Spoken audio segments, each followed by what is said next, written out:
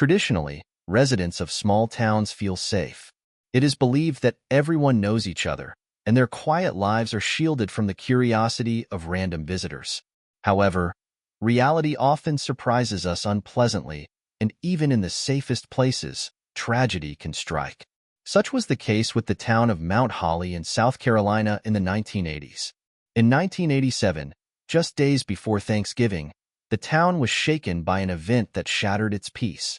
This small town of 9,000 people experienced something that proved that the feeling of safety is a fragile illusion, which can crumble at any moment.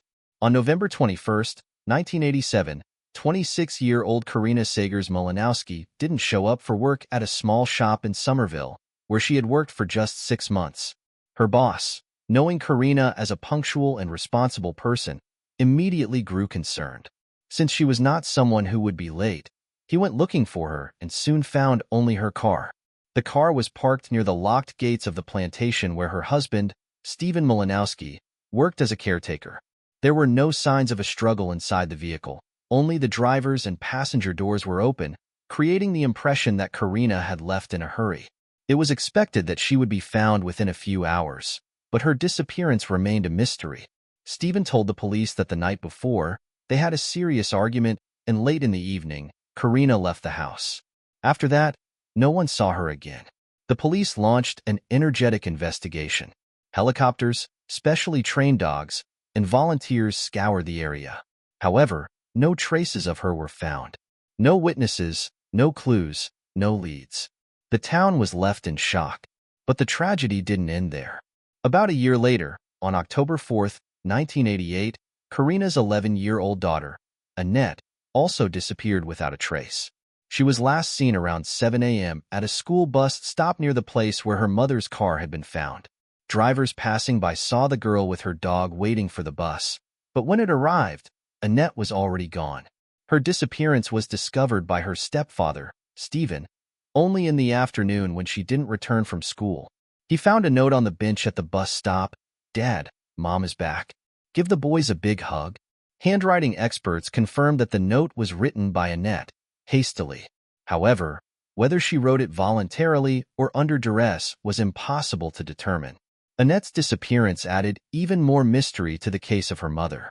Why did Annette, if she knew something important about her mother's disappearance, remain silent for a whole year?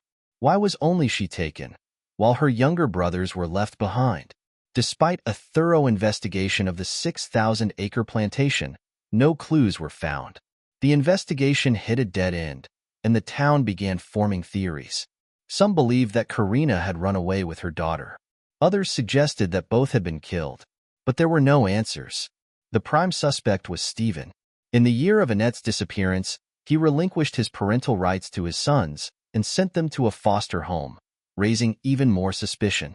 He explained his behavior by saying that grief overwhelmed him and he couldn't protect his family. Later, he moved to Florida, where he remarried and had 3 more children.